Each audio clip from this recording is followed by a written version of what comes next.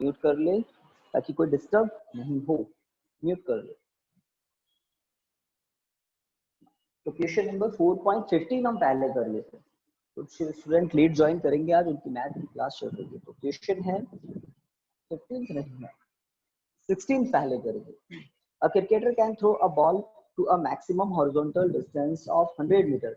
How much high about the ground he can be above the ground can the cricketer throw the same ball? This is given. Find क्या करना है, H max. तो मैं आपको बता दूं पहले फॉर्मूलाज क्या होते हैं, दैट्स इट फॉर्मूलाज। तो आर मैक्स का फॉर्मूला होता है, चलिए पहले आर की बात कर लेते हैं।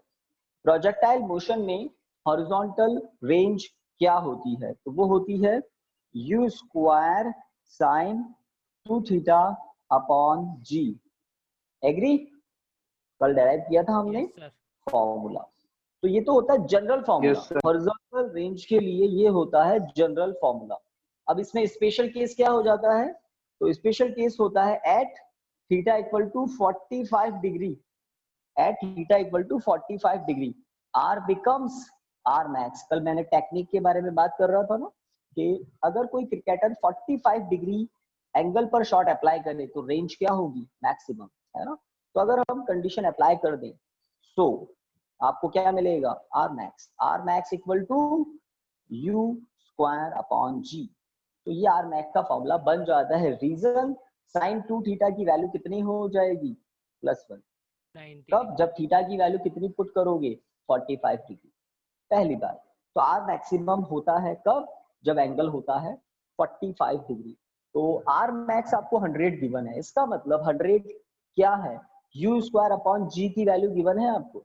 100 एक्चुअल में क्या है, यू स्क्वायर अपॉन जी की वैल्यू गिवन है, इनडायरेक्टली बता रहे। अब बात करते हैं एच की।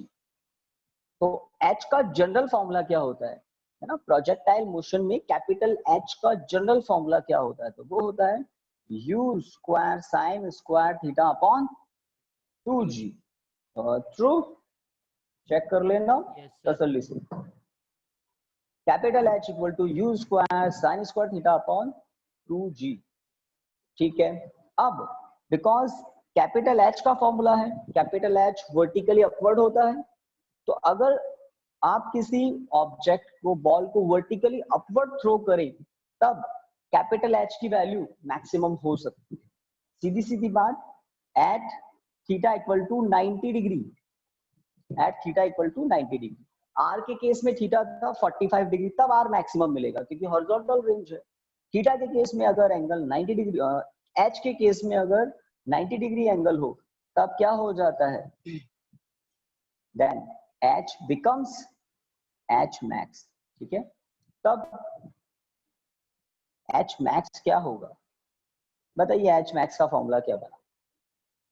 इस जनरल फॉर्मूले पर ये कंडीशन अप्लाई कर दे, यू स्क्वायर अपॉन 2g। बिल्कुल सही बात, क्योंकि थीटा 90 डिग्री होगा तभी कैपिटल एच मैक्सिमम होगा, एच मैक्स हो जाएगा एच। साइन स्क्वायर थीटा है ना, साइन 90 डिग्री पर वैल्यू +1 आती है और 1 का स्क्वायर भी करेंगे तो 1 ही आएगा, तो बचेगा क्या, you square upon 2g। That's it. Answer बताओ क्या होगा, नीलेश कुमावत अबे आंसर बताइए क्या होगा। गिवन क्या है आपके सामने है, फाइंड क्या करना है वो भी आपके सामने है।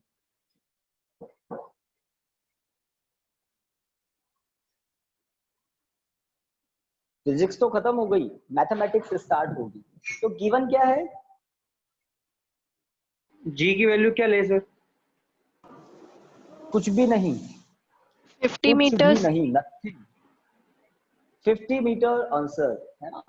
फटाफट देख लें, आर मैक्स 100 मीटर गिवन है ना। तो एक्चुअल में ये 100 क्या है, एक्चुअल में ये 100 है यू स्क्वायर अपॉन जी। इधर देख लें, R max equal to u square upon g, और आर मैक्स कितना है 100, यही तो लिखा मैंने ऊपर। तो हमें क्या पता लग गया, यू स्क्वायर अपॉन जी की वैल्यू पता लग गई। हमें पता क्या करना है, एच मैक्स पता करना है। ये लो, एच मैक्स में मुझे यू स्क्वायर अपॉन जी दिखाई दे रहा है, ठीक है। तो मैं लिखूंगा 1/2 u स्क्वायर अपॉन जी के प्लेस पर 100। देखा रीजन, u स्क्वायर अपॉन जी गिवन है इक्वेशन 1, तो ऐसा लिख सकते हैं आप गिवन और वी नो सीधा यहाँ पर, इसके बाद सीधा यहाँ आ जाए। मैंने तो डिटेल में बता दिया, फर्स्ट क्वेश्चन था इसलिए। आर मैक्स क्या होता है याद रखना है, u square upon g. H max क्या होता है, यू स्क्वायर अपॉन 2g। बताइए 50 मीटर करेक्ट यस सर। है ना। तो ये तो थ्योरेटिकल बात हुई। अब आप अपने ऊपर ले लें कि आपको बॉल पकड़ा दी और आपने किसी, है ना, आपने बिल्कुल परफेक्ट 45 डिग्री एंगल पर बॉल को थ्रो किया, फिर आपकी रेंज मेजर कर ली और कितनी मिली, 100 मीटर मिली। ठीक है, सेम बॉल को आपको ही कहा है कि सेम स्पीड से वर्टिकली अपवर्ड थ्रो कर दो, तो एक्चुअल में बॉल कितना हाइट गेन करेगी, 50 मीटर हाइट गेन करेगी अगर आपने ही फेंकी है। ये पहले भी आपने ही फेंकी थी 100 मीटर डिस्टेंस, तो आप 50 मीटर ऊपर पहुंचा सकते हैं same energy same speed apply करके। डन गाइस, 50 मीटर हो गया Yes, sir. है ना, तो कॉपी में हो गया होगा। चलिए एक क्वेश्चन मुझे ऑरली करके बताओ, है ना, मैं क्वेश्चन बोल रहा हूँ और आप जो फटाफट कर दे बता दो। आपने एक बॉल अपने हाथ में पकड़ी और आप उस बॉल को 200 मीटर ऊपर फेंक पा रहे हैं। बॉल को मैक्सिमम कितना हाइट पर पहुंचा दिया आपने, 200 मीटर हाइट पर पहुंचा दिया। सेम बॉल को आप मैक्सिमम कितना डिस्टेंस पर पहुंचा सकते हैं, जबकि आपने हाइट कितनी पहुंचा दी, 200 मीटर। 400 meters. Sir 400 metre. और कोई एक आंसर आया 400 मीटर, और yes sir 400 metre. Yes sir 400 metre. 400 तो बिल्कुल सही 400 मीटर। मैंने क्वेश्चन रिवर्स कर दिया है ना, मैंने एच मैक्सिमम बता दिया, तो ये आपके लिए गिवन हो गया और फाइंड ये कर रहे हैं। अब एच मैक्सिमम क्या होता है, वो होता है यू स्क्वायर अपॉन 2g। इसका मतलब आपको 200 जो गिवन है ना वो क्या है, यू स्क्वायर अपॉन 2g। और आर मैक्स पता करना है, आर मैक्स क्या होता है, यू स्क्वायर अपॉन जी। बस इन दोनों को यूज लेकर आप पता लगाएंगे तो कितना आएगा, 400। चलिए नेक्स्ट क्वेश्चन की तरफ मूव करते हैं। नेक्स्ट क्वेश्चन की तरफ मूव करते हैं। प्रोजेक्टाइल कल थ्योरेटिकल पढ़ा था, आज उसके एप्लीकेशन। तो एक क्वेश्चन छूटा आप लोगों का, तनिष्का एंड कौन ज्वाइन किया, नीलेश, साहिल बाकी रह गया। Okay guys, next 15th question अब कर लेते हैं। The ceiling of a long hall is 25 metre. ठीक है, the ceiling of a long hall is 25 metre high, 25 metre high. तो लेट, ये है एक हॉल। क्वेश्चन नंबर कौन सा, 4.15। ठीक है, तो एक हॉल का मैं फ्लोर और सीलिंग दिखा रहा हूं, है ना। This is floor, this is ceiling. एक हॉल के फ्लोर और सीलिंग को मैंने दिखा दी। ठीक है, आप यहां पर हैं। ठीक है, आपने एक बॉल को थ्रो किया। ठीक है, बॉल को थ्रो किया और बॉल सीलिंग के जस्ट पास से निकल रही है, सीलिंग के जस्ट पास से निकल रही है। मे भी आपको क्लियर दिख रहा होगा, सीलिंग को हिट नहीं कर रही है, जस्ट पास से निकल गई है बॉल। हमें बताना है गुड इवनिंग सर। रेंज कितनी होगी। गुड इवनिंग, बिल्कुल टाइमली पहुंच गए, एक क्वेश्चन ही मिस हुआ है आपका। तो ये जो हाइट होगी ना, ये हाइट कितनी है, 25 मीटर, बिकॉज इस लॉन्ग हॉल की सीलिंग कितनी हाइट पर है, 25 मीटर हाइट पर, है ना। इस हॉल के अंदर आपने बॉल को प्रोजेक्ट किया। ठीक है, और कुछ गिवन है क्या, स्पीड वगैरह बताइए। हाँ सर, स्पीड दे रखी है। स्पीड 40 मीटर पर सेकंड दिख रही है। ठीक है, तो मैं स्पीड यहाँ लिख देता हूँ। बॉल की जो इनिशियल स्पीड है u, वो है 40 मीटर पर सेकंड। ठीक है, ये गिवन है और ये गिवन है। पता क्या लगाना है, रेंज, आर पता लगाना है। तो h गिवन है, r पता लगाना है और साथ में u और दे दिया, हो जाएगा क्या काम? This is given, this is given, Yes, sir. Requirement है r फाइंड, है ना? तो ध्यान रखना h मैक्सिमम नहीं है, h मैक्सिमम कब होता है?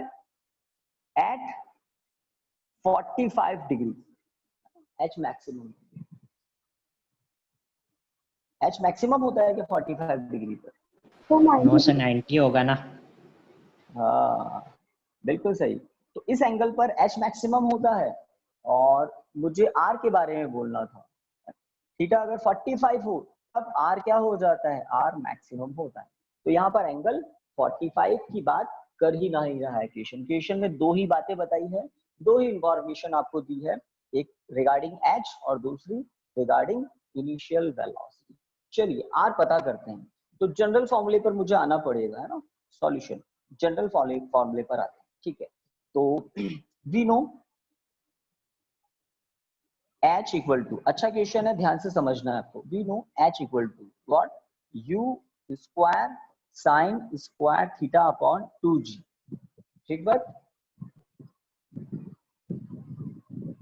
Yes, sir.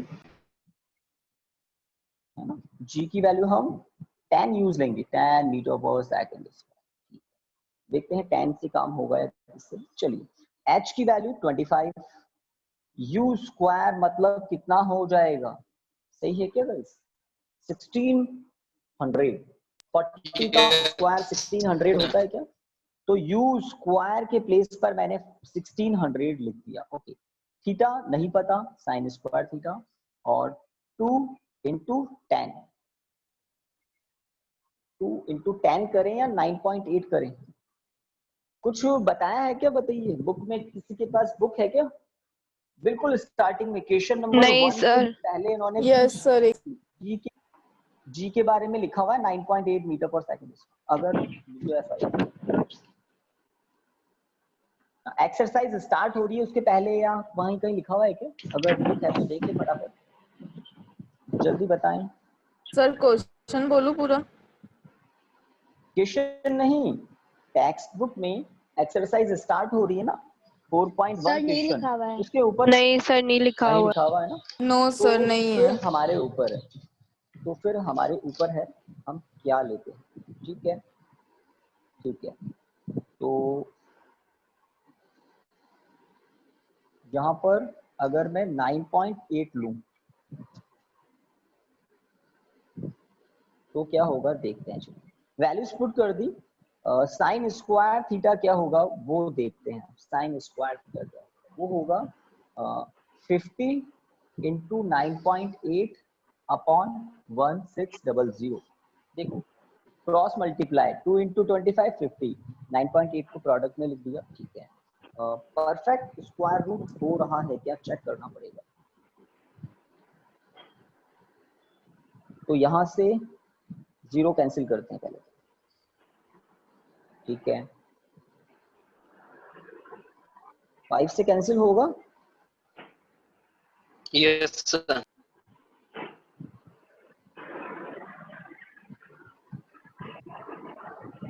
ये काम करते हैं ना। अब मुझे क्लियर हो गया है कि g की वैल्यू अगर हम 10 पुट कर दें, जो सूटेबल हो वो पुट करें। g की वैल्यू 9.8 से परफेक्ट स्क्वायर रूट तो हो नहीं रहा था, मैंने g की वैल्यू अभी अभी 10 पुट कर दी, एक और 0 कैंसिल हो रहा है। अब क्या मिल रहा है मुझे? 5/16। ठीक है, ये साइन स्क्वायर थीटा है 5/16। तो साइन थीटा क्या होगा? √5/4।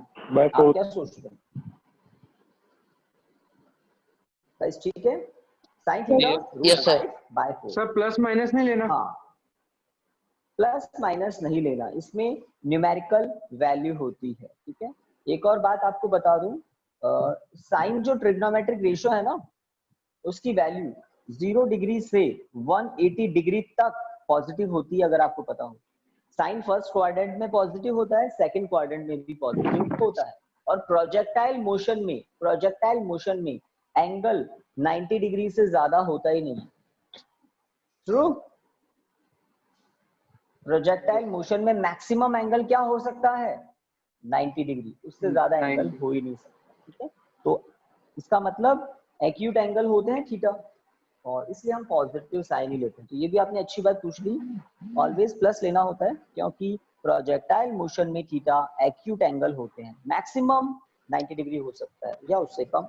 ओके, इस साइन की वैल्यू से कॉस की वैल्यू भी पता लगानी है गाइस, कॉस की वैल्यू भी पता लगानी है। तो देखिए कैसे पता लगाएंगे। कॉस थीटा आई थिंक होता है 1 minus sine square theta in root. थोड़ा दिमाग दौड़ाओ पीछे, 10th क्लास में ऐसा कुछ देखा है क्या? सर डायरेक्ट अगर sine yes square sir. Yes sir. Cos square theta होता है 1 माइनस साइन स्क्वायर थीटा। क्या कॉस स्क्वायर थीटा होता है, बट मैंने कॉस थीटा लिखा है तो अंडर रूट अप्लाई कर दिया। तो कॉस थीटा क्या होगा, वो होगा 1 माइनस 5 अपॉन 60, 11 अपॉन, है ना, cos theta under root 11 upon 4 आ जाएगा क्या? चेक करो फटाफट, यस आधा काम हो जाएगा। तो क्वेश्चन क्या है, एक बड़ा सा हॉल है ना, लेंथ ज्यादा है, लॉन्ग हॉल बोल रहे हैं इसको, इसकी सीलिंग बहुत ऊपर है, 25 मीटर हाइट पर है सीलिंग। आपने एक बॉल को 40 मीटर पर सेकंड की स्पीड से प्रोजेक्ट किया है, और इस तरह से किया है कि बॉल कहां से क्रॉस हो रही है, बिल्कुल सीलिंग के पास से जा रही है। आपको बताना है बॉल कितनी रेंज गेन करेगी। एंगल नहीं बताया, एंगल बता देते तो हम फटाफट आंसर निकाल देते, एंगल नहीं बताया। ओके गाइस, चेक किया हो तो बताओ कॉस थीटा की value correct? Yes sir. Yes yes sir. है ना, ऊपर आएगा, एलसीएम लोगे 16 तो आएगा 16 माइनस 5 तो 11 ही होता है। तो 11 का तो रूट होगा नहीं, 16 का 4 हो जाएगा। चलिए, तो ये यूजफुल डेटा हमने रिसीव कर लिया। अब आगे का काम स्टार्ट करते हैं। अब देखिए, बिकॉज हमें आर पता करना है तो आपको आर का फॉर्मूला पता होना चाहिए। अगेन वी नो, क्या जानते हैं हम, आर इक्वल टू क्या होता है, u square sine 2 theta upon g, है ना। अब इसको मैं क्या लिखूंगा, R equal to u square bracket में 2 साइन थीटा कॉस थीटा। जानबूझकर ऐसा किया है बिकॉज हमें थीटा तो नहीं पता, हमें क्या पता है, हमें साइन थीटा और कॉस थीटा पता है। देखो, साइन थीटा पता करके बैठे हम, कॉस थीटा की वैल्यू भी मालूम करके बैठे, बाकी सब कुछ क्वेश्चन में पता है। u की वैल्यू 40 है, g की वैल्यू 10 ले लेंगे गाइस, r निकाल लेंगे ना हम। अब 1600 u स्क्वायर के प्लेस पर 40 का स्क्वायर सॉल्व करना है सभी को। 2 इंटू साइन थीटा की वैल्यू है √5/4, कॉस थीटा की वैल्यू है √11/4 ब्रैकेट, और g की वैल्यू सबसे नीचे 10। सॉल्व कीजिए। सर 20 √55। 20 रूट पे 55। 20 यस सर। √55। ठीक है, ठीक है, 4 से कैंसिल करते हैं, 4 से कैंसिल करते हैं 40, अगेन 4 से कैंसिल करते हैं 10, तो 10 इंटू 2 20 अंडर रूट 55, है ना। अंडर रूट में 5 है, अंडर रूट में ही 11, तो ठीक है, बाहर लगा दे मीटर, कोई दिक्कत नहीं, है ना। और इसको जब आप सॉल्व करेंगे ना तो 150 के आसपास आंसर आएगा गाइस, 150 के आसपास, 150 से थोड़ा ज्यादा हो सकता है, 151 मीटर, कोई दिक्कत, बिल्कुल सही है। तो अगर ये क्वेश्चन आपको मिल जाए लॉन्ग हॉल वाला जिसकी हाइट 25 मीटर है, तो सबसे पहले आपको क्या करना है, h के फॉर्मूले को यूज लेकर साइन थीटा कॉस थीटा पहले से पता करके रखना है, फिर आप r के फॉर्मूले में उन साइन थीटा और कॉस थीटा को यूज ले लेंगे और आप कैपिटल R को फाइंड आउट कर पाएंगे। डन गाइस, बता दें सबका हो गया हो तो। यस हो सर। गया सर। कोई पीछे रह जाए, हो गया सर। हाँ हो गया सर। ओके, और कोई पीछे रह जाए, कोई पीछे रह जाए, कोई कंफ्यूजन हो, कोई डाउट हो तो वो भी जरूर हो। अब नेक्स्ट क्वेश्चन कोई रीड कर देगा तो मैं इरेज कर दूं उसको finally. Yes sir. Yes sir. ठीक है, कोई एक जना नेक्स्ट कोई क्वेश्चन रीड कर दो फटाफट, जो भी आपको पहले दिख रहा है क्वेश्चन। प्रोजेक्टाइल वाले ही सेंड किए थे जहां तक मुझे ध्यान है।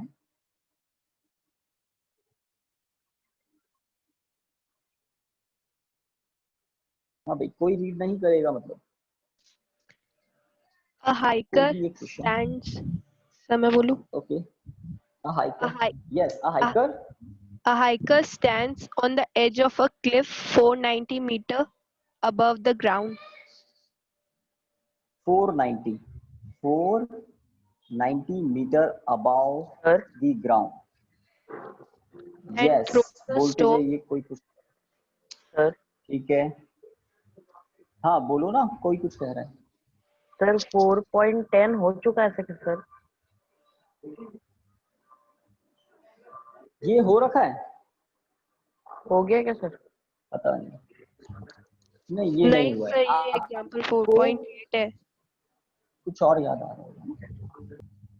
ठीक है, हाइकर वाला नहीं हुआ ना प्रोजेक्ट, नहीं या हो गया हो तो बताओ कहीं, है ना, बाकी हुआ लोगों को सर। भी याद आ जाता, मुझे भी ऐसा नहीं लग रहा है कि हुआ है।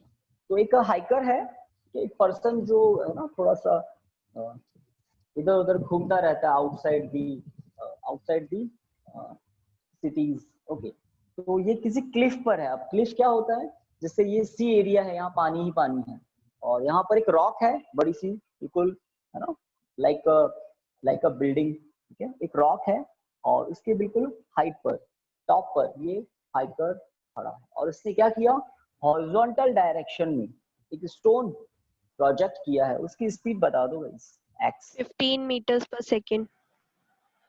है ना, 15 मीटर पर सेकेंड।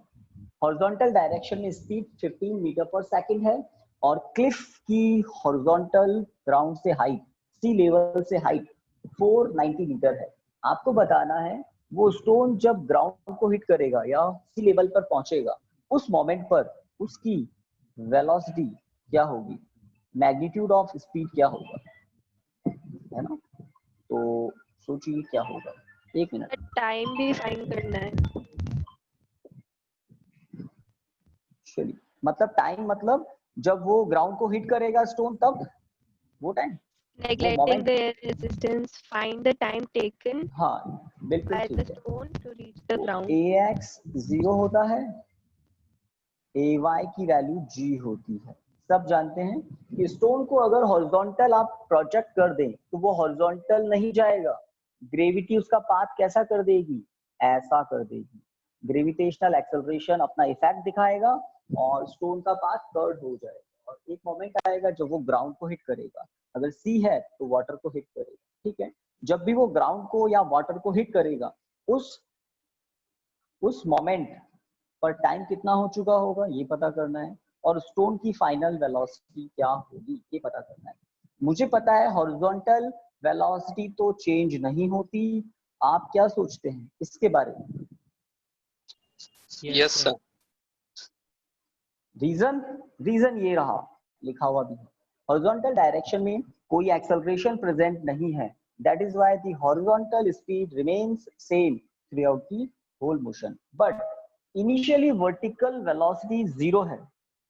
इनिशियली वर्टिकल वेलोसिटी 0 है, बट फाइनली कुछ हो जाएगी, और वो कितना हो जाएगी पता करना है। तो गाइस दो क्वेश्चन मार्क दिख रहे हैं ना आपको। जब तक आप Vy पता नहीं करेंगे, आप V पता नहीं कर सकते। मैं V का फॉर्मूला आपके लिए लिख देता हूं। V इक्वल टू होता है Vx square plus Vy square, है ना। तो इस मोमेंट पर स्टोन की दो वेलोसिटीज हो जाएगी, हॉरिजॉन्टल में तो ऑलरेडी है, वर्टिकल में भी हो जाएगी, और जो रिजल्टेंट वेलोसिटी होती है उसका फॉर्मूला ये होता है। देखा हुआ है क्या ये कहीं किसी 2 डायमेंशनल वेक्टर Yes, का sir. मैग्नीट्यूड जैसे होता है ना, ax square plus ay square, तो वो तो सिंबॉलिक था, है ना। अब वेक्टर कुछ भी हो सकते हैं, डिस्प्लेसमेंट, वेलोसिटी, एक्सेलरेशन, फोर्स, है ना। तो यहाँ पर अब वेलोसिटी है, तो horizontal velocity remains same, vertical velocity increases with time. ठीक है, अब पहले टाइम पता लगाते हैं। डायग्राम से मैंने बात क्लियर कर दी कि पहले हमें क्या पता लगाना पड़ेगा, फिर हम क्या पता लगा पाएंगे। तो Vy जब हम फाइंड आउट कर लेंगे तब हम V फाइंड करने की कंडीशन में आ जाएंगे। चलिए, इन सबसे पहले हम टाइम पता लगा लेते हैं। गाइस, स्टोन को ग्राउंड तक पहुंचने में, सी लेवल तक पहुंचने में कितना टाइम लगेगा, है ना। Second equation of motion in y direction हो जाएगा क्या, by using Yes, sir. Second equation of motion. तो आप थोड़ा सा दिमाग लगाओ इस बात पे कि मैंने इसी को सेलेक्ट क्यों किया, सेकंड इक्वेशन को, और वो भी किसमें, in y direction. Sir, height given है sir. बिल्कुल सही, ये जो हाइट है ना यही वर्टिकल डिस्प्लेसमेंट है, और इनिशियल वर्टिकल वेलोसिटी क्या है, 0 है। दो बातें, vertical displacement, initial vertical velocity given है, वर्टिकल डायरेक्शन में एक्सेलरेशन गिवन है, और पता क्या करना है, टाइम। तो इन 4 फिजिकल क्वांटिटीज को आप देख लें, initial velocity in vertical direction, acceleration in vertical direction, displacement in vertical direction, और पता क्या करना है, टाइम। टाइम की तो कोई डायरेक्शन होती नहीं है, तो वर्टिकल डायरेक्शन में सेकंड इक्वेशन मोशन है ना, सेकंड इक्वेशन ऑफ मोशन से आपको टाइम पता लग जाएगा। तो देखिए कैसे लिखेंगे, y equal to u y into t plus half a y t square. Value put करें, है ना। तो y एक्चुअल में क्या है, h, y एक्चुअल में क्या है, वर्टिकल डिस्प्लेसमेंट। यहाँ y लिखो या h लिखो, एक ही बात है। वैल्यू पुट करते हैं, 490। आई थिंक कुछ बच्चों का आंसर आ गया होगा, बताएं क्या आंसर आया। 10, यहाँ 10 लें या 9.8 लें? 9.8 क्वेश्चन में दिया।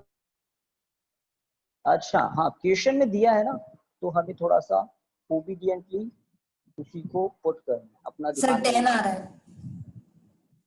हाँ 10 आ रहा है सर. इक्वल टू 10 आ रहा है, ऐसा क्या, बिल्कुल ठीक है। ये तो सर 10 थोड़ा आ रहा है सॉल्व सर. कर लेते हैं हम लोग भी। तो टी स्क्वायर के साथ प्रोडक्ट में है 4.9 और इक्वल टू में है 490, है ना। तो ये तो टर्म 0 हो गई, यहाँ से मैंने कट किया तो ऊपर बचा 4.9 टी स्क्वायर के साथ। तो इसका मतलब टी स्क्वायर इक्वल टू आएगा 100 और टी इक्वल टू आएगा 10। नो माइनस, माइनस नहीं आता, टाइम है ना, टाइम है इसकी।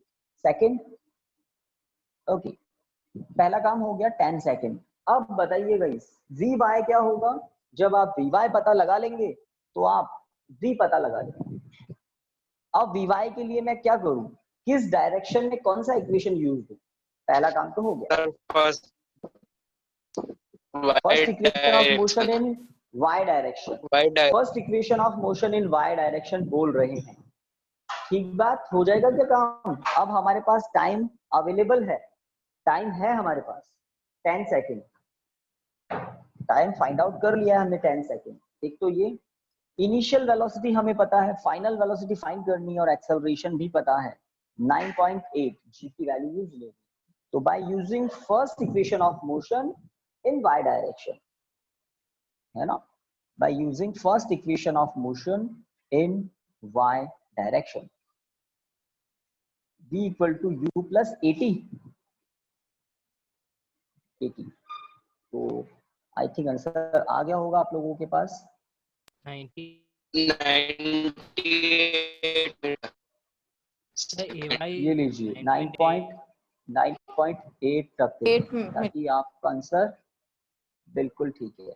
98 मीटर पर सेकेंड पी वाई आ गया, है ना। अब क्वेश्चन एक बार मैं रीड कर देता हूं आपको, ताकि ये जो v है ना, इसकी बात मैं बताना चाहता हूँ। ये हॉरिजॉन्टल वेलोसिटी है, ये वर्टिकल नेट वेलोसिटी है।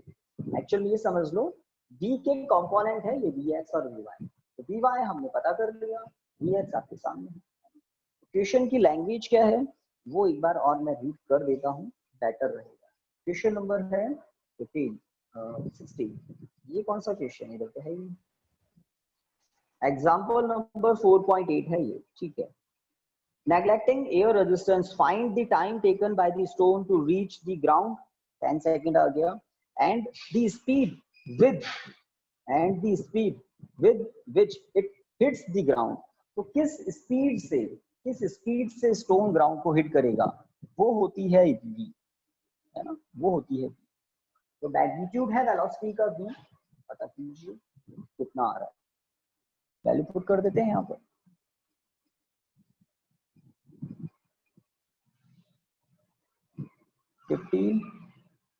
Square 98 square. तो बड़ा कॉम्प्लिकेटेड कैलकुलेशन होगी फाइनली, अंडर रूट। किसी ने किया हो तो बताइए। 225 होता है आई थिंक इसका। 98 इंटू 98 कितना हो जाएगा?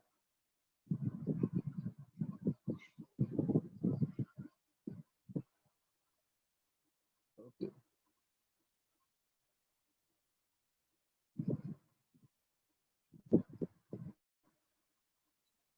तो 4069 बताइए क्या आ रहा है? सर यही आ रहा है सर। Yes sir. 9829 9829। ऐसा लग रहा है कोई मोबाइल नंबर है स्टार्टिंग का। बताइए क्या लिखा? सर 9829। 9829।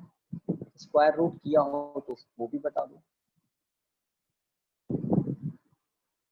और कभी आपको है ना कोई क्वेश्चन छूट रहा हो एग्जाम में, तो इस अंडर रूट पर ब्रैकेट लगाओ और बाहर लिख दो मीटर पर सेकंड, और जब एग्जाम में टाइम हो तो अंडर रूट सॉल्व करो।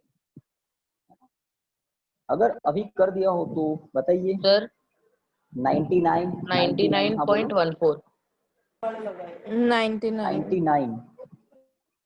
99। 99 इसलिए क्योंकि ये 10,000 से कम है ना गाइस। अगर ये 10,000 होता तो परफेक्ट 100 होता, 10,000 से कम है इसलिए 99 ऐसा कुछ हो जाएगा। ठीक है, 14 आप लोगों ने बता दिया मीटर पर second. This is final answer. 2 answer पता करने। यस गाइस, आगे बढ़ते हैं फटाफट। अब कौन पहुंचा? नेक्स्ट क्वेश्चन को रीड कर दें। और कौन से थे? ऑप्शन वाले भी तो थे, ABCD।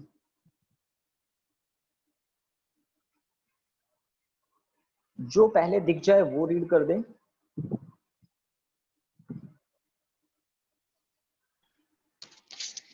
रीड करूं? यस बिल्कुल। Galileo, in his book Two New Sciences, stated that for elevation Yes. which exceeds or falls short of 45 degree by equal amounts, the ranges are equal. Prove this statement. Prove this statement. तो पहले मैं statement बता देता हूँ। Galileo ने तो बड़ी complicated तरीके से बात को बताया। एक्चुअल में जो रेंज होती है क्या होती है? u square sine 2 theta upon g। तो गैलीलियो ने क्या बताया कि अगर थीटा 45 डिग्री है तो रेंज क्या होती है? मैक्सिमम होती है। अच्छे से पता है आपको, मैक्सिमम होती है। ठीक है, अब गैलीलियो ने कहा था कि अगर एंगल की वैल्यू 45 डिग्री से ज्यादा हो या 45 डिग्री से कम हो, बट इक्वल अमाउंट में ज्यादा या कम होनी चाहिए। अगर एंगल की वैल्यू 45 डिग्री से अल्फा डिग्री ज्यादा है या 45 डिग्री से अल्फा डिग्री कम है, तब दोनों ही कंडीशन में रेंज इक्वल होगी। अब 45 डिग्री से अल्फा ज्यादा मतलब theta 1 equal to 45 degree plus alpha. Theta 1 दिख गया आप लोगों को? थीटा 1 गाइस इस पर फोकस करो। थीटा 1 कितना है? 45 प्लस अल्फा। एग्जैक्ट 45 पर रेंज मैक्सिमम होती है, बट अभी एंगल थोड़ा सा ज्यादा है। कितना ज्यादा है? अल्फा डिग्री ज्यादा। गैलीलियो ने एक और बात कही कि ठीक है थीटा 1 की बात कर दी, अब थीटा 2 के बारे में कहा गैलीलियो ने, सेम एंगल कम हो, है ना, 45 डिग्री में से सेम एंगल को अगर कम कर दे तो थीटा 1 थीटा 2 दोनों एंगल के कॉरस्पॉन्ड रेंज इक्वल होती है, ऐसा गैलीलियो ने कहा।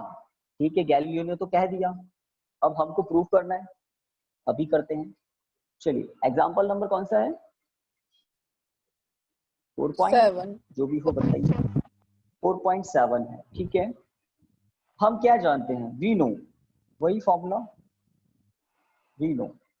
R equal to U square sine 2 theta upon G। ये जनरल फॉर्मूला है ना। अब हम कहते हैं at theta 1 equal to 45 degree plus alpha,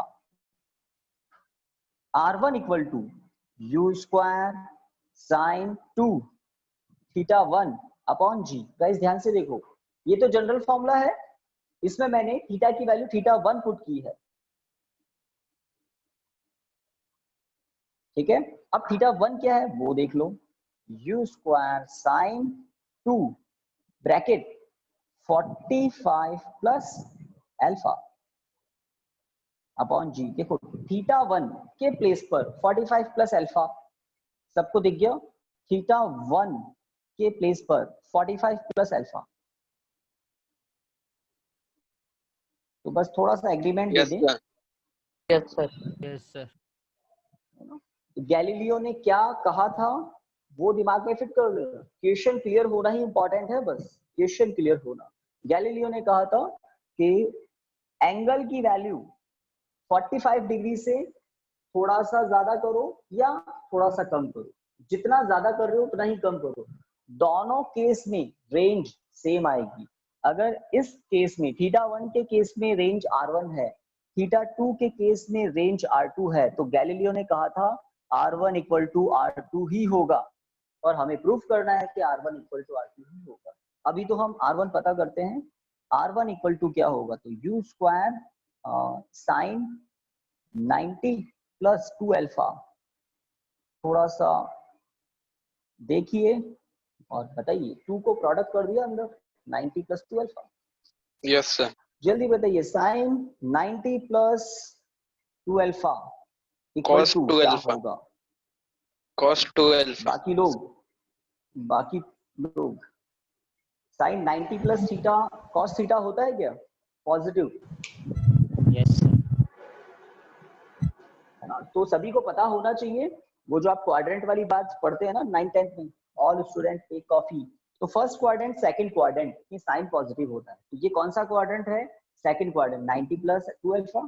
तो 90 डिग्री पर ट्रिग्नोमेट्री चेंज होती है, साइन कॉस में कन्वर्ट होता है, और है ना 2 अल्फा है। तो साइन 90 प्लस 2 अल्फा होगा कॉस 2 अल्फा। तो इसका मतलब हमें R1 का एक फॉर्मूला मिल गया। क्या लिखें? R1 इक्वल टू, यहाँ लिख रहा हूँ, R1 equal to U square cos 2 alpha upon G, equation 1, ठीक है। अब सेम प्रोसेस रिपीट करना है हमें R2 के लिए, है ना। तो हम लिखते हैं यहाँ पर at theta equal to theta 2, at theta equal to theta 2 equal to 45 minus alpha. सही बात, 45 माइनस, अगर थीटा की वैल्यू थीटा 2 हो और वो कितनी है 45 माइनस अल्फा, तो क्या होगा? तो या ऐसा लिखे हम, then R2 equal to range R2 मान लेते हैं, तो वो होगी U स्क्वायर साइन 2 ब्रैकेट 45। चलिए पहले आपके लिए थीटा 2 ही लिख देते हैं। गाइस देख पा रहे हैं ना, ये जनरल फॉर्मूला यस है, सर। ये जनरल फॉर्मूला है। इसमें थीटा के प्लेस पर थीटा 1 पुट किया था, तो R के प्लेस पर R1 पुट किया। सेम जनरल फॉर्मूला में थीटा के प्लेस पर थीटा 2 पुट किया है, तो R के प्लेस पर नई रेंज R2। हम प्रूव करेंगे R1 R2 इक्वल होगी, देखते हैं कैसे। चलिए थीटा 2 की वैल्यू जो है वो पुट करते हैं, और कितनी है 45 minus alpha upon G। Next step, U square sine 90 minus 2 alpha. कुछ गलत तो नहीं किया? No sir. No sir.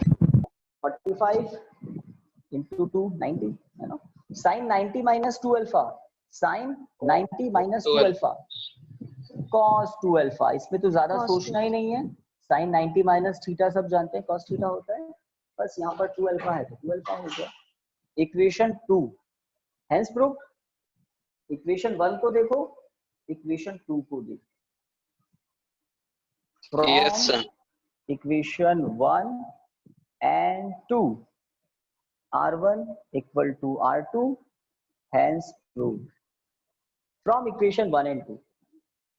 तो ये जो जनरल फॉर्मूला है, इस पर हमने गैलीलियो ने जो बात कही थी वो बात हमने अप्लाई कर दी इस इक्वेशन पर दो बार, एक बार R1 के लिए, एक बार R2 के लिए। दो इक्वेशन बना ली और वो दोनों इक्वेशन हमें क्लियर बता रही है कि गैलीलियो ने सही बात कही, R1 = R2।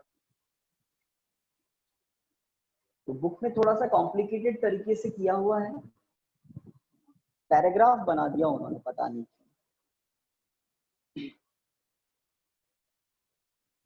नेक्स्ट क्वेश्चन, कोई डाउट हो तो पूछ सकते हैं, कंफ्यूजन हो तो अभी पूछ सकते हैं, बाद में पूछ सकते हैं, कभी भी पूछ सकते हैं। बेस कर सकता हूँ क्या guys? Yes sir. Yes, sir. Yes sir, कर दो सर। तो डाउट हो तो बिल्कुल शर्माना नहीं है, डाउट हो तो आप हाथों हाथ पूछें। नेक्स्ट क्वेश्चन रीड कीजिए, फिर नेक्स्ट क्वेश्चन रीड कीजिए कोई।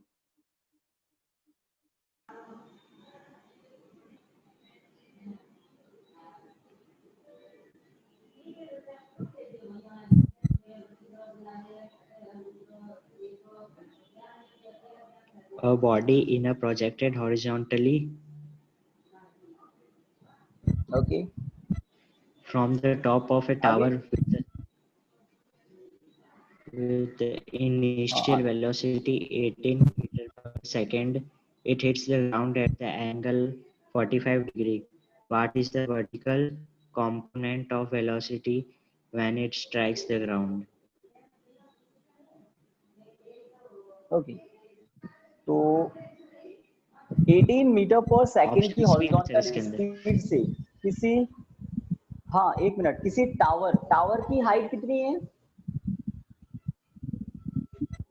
नहीं बताई, टावर की हाइट नहीं बताई, लेकिन No, sir, वो नहीं है। बॉडी जब ग्राउंड पर नहीं हिट है, sir। करती है, वो बॉडी जब ग्राउंड पर हिट करती है तो एंगल कितना बनाती है वो बताया है ना। आप अपना माइक म्यूट कर लें, क्वेश्चन बिल्कुल क्लियर है, ठीक है। Okay, thank you. तो हमें क्या बताया है, 18 मीटर पर सेकंड की हॉरिजॉन्टल स्पीड से बॉडी को प्रोजेक्ट किया, जब वो ग्राउंड को हिट करती है तो वो ग्राउंड को कितने एंगल से हिट करती है ये उन्होंने बता दिया। कितने एंगल से हिट करती है? 45 डिग्री के एंगल से हिट करती है, ठीक है, 45 डिग्री के एंगल से हिट करती है, ठीक है। वर्टिकल वेलोसिटी क्या होगी ये पूछा है ना। हॉरिजॉन्टल वेलोसिटी पता है, हॉरिजॉन्टल वेलोसिटी चेंज नहीं होती, वर्टिकल वेलोसिटी क्या होगी ये पूछा है। अब मैं आपको एक फॉर्मूला याद दिला दूं, theta equal to tan inverse Vy upon Vx, resolution of two dimensional vector. 18 ही आ रही है ना। देखिए ऐसा एक फॉर्मूला आपको पढ़ाया था, resolution of two dimensional vector, resolution of two dimensional vector, horizontal direction से 45 डिग्री का एंगल दिख रहा है मुझे, ठीक है। और तो हमें क्या बता दिया, हमें क्वेश्चन में हॉरिजॉन्टल डायरेक्शन का कंपोनेंट बता दिया, हमें थीटा की वैल्यू बता दी और हमें वर्टिकल कंपोनेंट पता करना है। तो बिकॉज मुझे हॉरिजॉन्टल कंपोनेंट गिवन है, थीटा गिवन है, वर्टिकल कंपोनेंट पूछा है, इसलिए मेरे दिमाग में ये फॉर्मूला क्लिक किया। इसमें थीटा है, इसमें वर्टिकल कंपोनेंट है, इसमें हॉरिजॉन्टल कंपोनेंट, तीन फिजिकल क्वांटिटीज है, उसमें से क्वेश्चन में दो गिवन है और एक फाइंड करनी है, दैट्स इट, है ना। तो इंपॉर्टेंट इंफॉर्मेशन गिवन है theta 45 degree. Guys tan inverse है ना, इस tan इनवर्स को इधर ले आए तो ये tan थीटा हो जाता है, tan theta equal to Vy upon Vx। Theta की वैल्यू कितनी है? 45 है। tan 45 की वैल्यू सबको मालूम है, tan 45 की वैल्यू सबको मालूम होनी चाहिए, 1 होती है, बिल्कुल सही बात है। इसका मतलब मुझे इक्वेशन मिला Vy इक्वल टू Vx, तो जितना Vx है उतना ही Vy होगा। अब ऑप्शन देखो, 18 मीटर पर सेकेंड किसी ऑप्शन में है क्या? ABCD जो आपको क्वेश्चन सेंड किया है ग्रुप में, उसमें आपको किसी ना किसी ऑप्शन में ये जरूर सी ऑप्शन है सर। कौन सा है? सी ऑप्शन है। Okay, yes. 1 second, call attend करना पड़ेगा।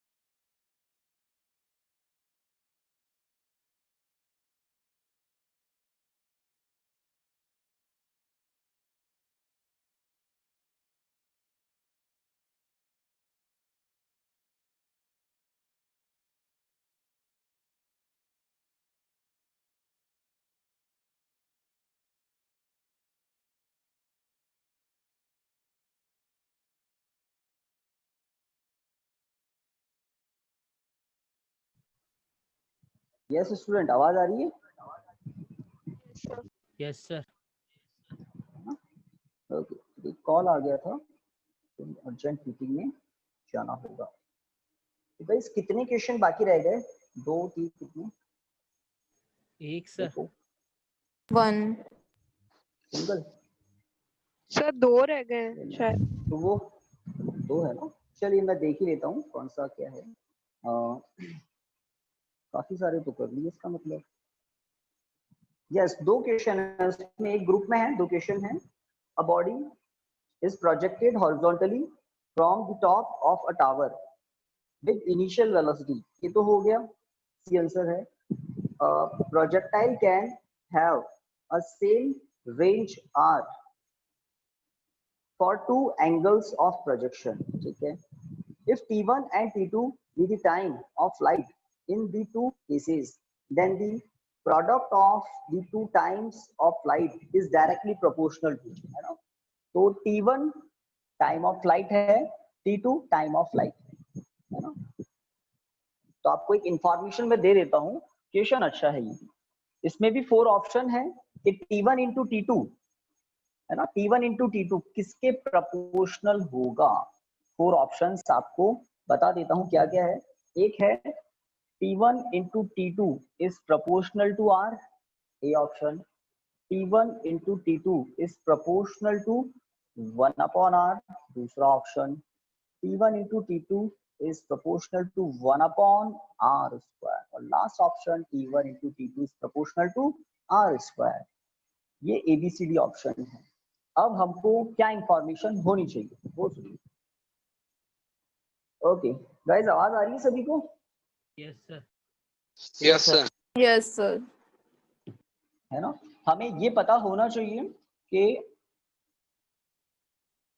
r equal to u square sine 2 theta upon g, ये जो फॉर्मूला है रेंज का, इस फॉर्मूले में अगर थीटा की वैल्यू, अगर एंगल की वैल्यू का सम, चलिए मैं 2 एंगल के एग्जांपल से देता हूँ। Theta 1 equal to 30 degree, theta 2 equal to 60 degree. मैंने 2 एंगल ऐसे सेलेक्ट किए हैं जिनका सम क्या है 90, जिनका सम क्या है 90। थीटा 1 प्लस थीटा 2 90 डिग्री है।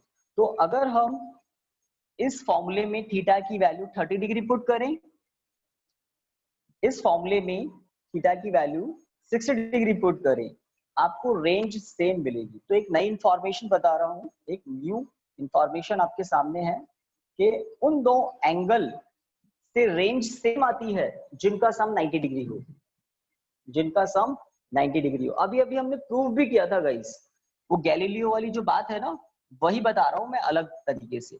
गैलीलियो ने कहा था 45 प्लस अल्फा, 45 माइनस अल्फा। तो इन दोनों एंगल का सम 90 नहीं होगा क्या? बताओ मुझे। होगा Yes, sir. होगा सर। होगा सर। भाई alpha alpha Yes, sir. Cancel हो जाएंगे ना, अल्फा अल्फा कैंसिल हो जाएंगे।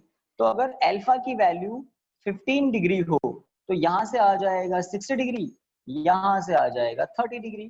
तो हमने प्रूव किया था कि 2 ऐसे एंगल थीटा 1 थीटा 2 जिनका सम 90 डिग्री हो, जिनका सम 90 डिग्री हो, तो क्या सेम आती है R1 equal to R2, same आती है रेंज। और उस रेंज को इस पर्टिकुलर क्वेश्चन में R से लिखा गया है, ठीक है। हाँ, but time of flight change हो जाता है गाइस। टाइम ऑफ फ्लाइट को देखिए, t इक्वल टू क्या होता है, तो वो होता है 2u sine theta upon g। फटाफट चेक करके बताओ time of flight. Yes, check कर sir. Yes, लिया? sir. Yes sir. Time of flight check कर लिया, ठीक है। तो देखिए, अगर मैं इस फॉर्मूले पर कंडीशन अप्लाई कर दूं, लाइक थीटा 1, तो थीटा 1 को मैंने मान लिया थीटा नहीं 45 प्लस अल्फा, और दूसरे एंगल को मान लिया 45 माइनस अल्फा। तो ये वो 2 एंगल हैं जिनके कॉरस्पॉन्ड रेंज है R1 R2 रेस्पेक्टिवली। थीटा 1 के कॉरस्पॉन्ड R1 है, थीटा 2 के कॉरस्पॉन्ड R2 है। अब आपको क्वेश्चन में बता दिया R1 R है, R2 भी R है, सेम होती है ना guys, R1 equal to R2 होती है इस कंडीशन में। तो R1 भी R है, R2 भी R है। रेंज आपको बता दी कि वो जो R1 इक्वल टू R2 होता है वो कितना है, R के इक्वल है, पहली बात, ठीक है। टाइम ऑफ फ्लाइट क्या होगा गाइस, फर्स्ट केस में टाइम ऑफ फ्लाइट क्या होगा, ठीक है। तो थोड़ा HW आपको देता हूं आज मैं। इस फॉर्मूले में, इस जनरल फॉर्मूले में आप θ1 की वैल्यू ये पुट करना, T1 आ जाएगा। देन θ2 की वैल्यू ये पुट करना, आपको T2 मिलेगा, है ना। देन T1 इंटू T2 आप करना, T1 इंटू T2 आप करना, तो आपको क्या मिलेगा। चलिए इसको, नहीं तो कुछ बच्चों को प्रॉब्लम हो सकती है, तो सुनिए। T1 का फॉर्मूला क्या है, 2u sin 45 plus alpha upon g। T2 का फॉर्मूला क्या है, तो वो है 2u sin 45 minus alpha upon g। T1 into T2 करते हैं हम, है ना। T1 इंटू T2 देखिए, अब आप T1 इंटू T2, है ना। तो दो ही काम किए हमने अभी तक, T1 का फॉर्मूला, T2 का फॉर्मूला पता लगाया है। अब T1 इंटू T2 क्या होगा वो देखिए, 4u square sine 45 plus alpha into sine 45 minus alpha upon g square. सही किया क्या मैंने, T1 into T2, T1 into T2, yes sir. 4u square sine 45 plus alpha sine 45 minus alpha upon g square. Product कर दिया दोनों को product कर दिया, है ना। अब देखिए आर स्क्वायर का जो फॉर्मूला, आर का जो फॉर्मूला है उसमें क्या कर सकते हैं, उसमें क्या कर सकते हैं,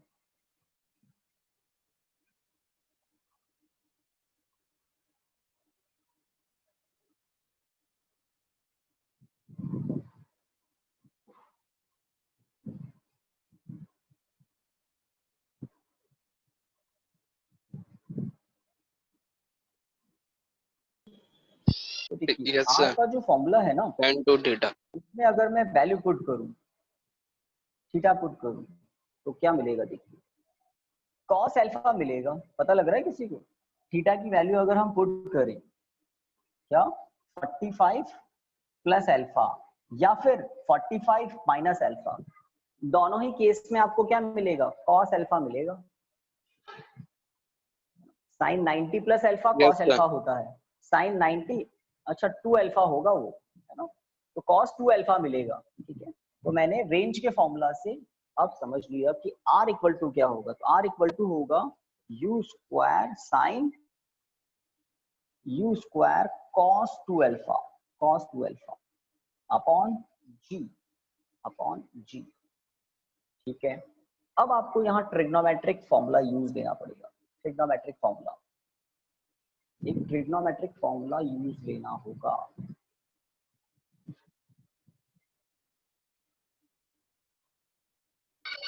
यस सर। सीडी फॉर्मूलाज होते हैं कुछ,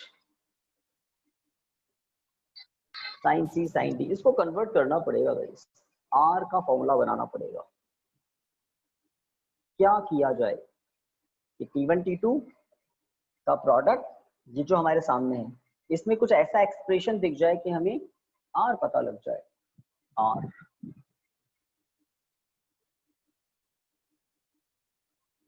sir sine A plus B का फॉर्मूला लगा दे, ए प्लस बी और ए माइनस बी का साइन ब्रैकेट। इसमें क्या, हमने ये 45 वाली जो बात ली है ना, यहाँ पर एक गड़बड़ है। वो गड़बड़ क्या है, अगर हम इजी कर देते इसको, वो तो गैलीलियो वाली बात पर हमारा दिमाग अटक गया। एक्चुअल में आपको मैंने बीच में बताई भी थी एक बात, θ1 प्लस θ2 क्या होता है, 90 डिग्री होता है। θ1 प्लस θ2 क्या होता है, 90 डिग्री होता है। तो हमें क्या करना चाहिए, यहाँ पर θ1 लिखना चाहिए, देख ले ध्यान से, θ1 ही रखना चाहिए, और यहाँ पर θ2 रखना चाहिए, है ना। अच्छे से देखें, θ1 को θ1 ही रखा, θ2 को θ2 ही रखा। अब ये जो इंफॉर्मेशन है ना कि θ1 प्लस θ2 क्या होता है, 90 डिग्री होता है, इससे हमें पता लग गया कि θ2 को हम 90 माइनस θ1 पुट कर सकते हैं guys. θ2 equal to 90 minus θ1 put कर सकते हैं, तो जैसे ही थीटा 2 को आप, है ना, तो यहाँ पर कोई दिक्कत नहीं है थीटा 1, यहाँ पर कोई दिक्कत नहीं है थीटा 2।